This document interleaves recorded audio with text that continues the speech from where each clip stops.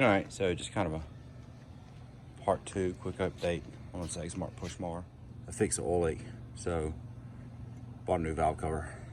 This one was kind of bent, warped, whatever, so solved that problem. Also got a new primer bulb unit and tank vent hose. I got a fuel filter on. The oil dipstick cap was broke, so I found a new one on eBay. And the muffler cover was beat up pretty good. I pulled it all apart and kind of straightened it back out as best I could and put a new muffler gasket on. All right, so here's the big thing in the other video. It was showing how this didn't want to work. It's gankety. Me and my neighbor worked on this for like 2 hours. It's good. Like, that was a lot of work. In and out of the vise, checking it, in and out of the vise, checking it, beating it, bending it. We had pipe wrenches on it. Had to grind it down. We had so many metal burrs there. But so this works, actuates the transmission like it should. The only other thing I need to do is get a bag for it, which I can't seem to find one unless I pay like $200, which I don't want to do. So I'm going to try to modify a Honda bag. And also, I don't know if you can see down in here, but see how that's got a, I think there's a cover right there, the inside of the wheel. This side does not have one. So you can see the exposed gears.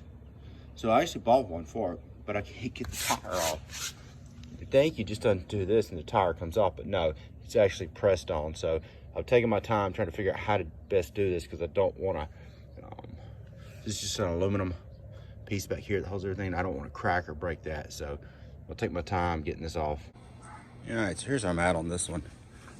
So I'm trying to make this Honda bag work. It had some ears right here that came down. I cut them off. You see the gap I'm working with. I can fix that. I'm not worried about that. I'm just trying to figure out how to make this thing mount. I'm either thinking about hooking here.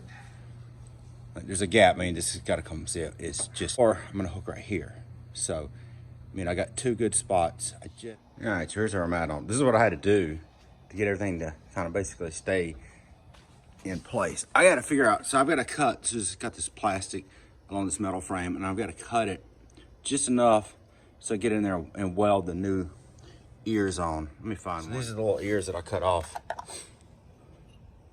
So maybe they're gonna try to, do something where it hooks here, right here, right? Or I'm thinking right here, so that I, do something like that. I don't know if that's gonna stay though. That's the thing.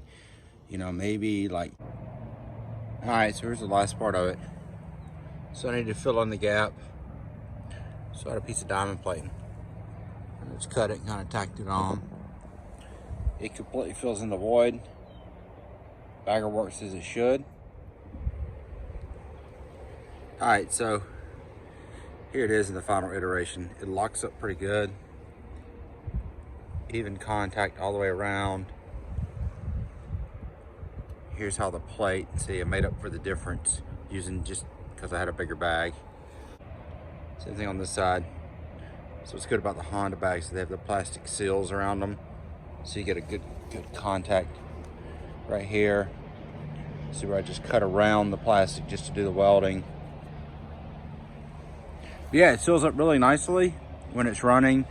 The bag fills up.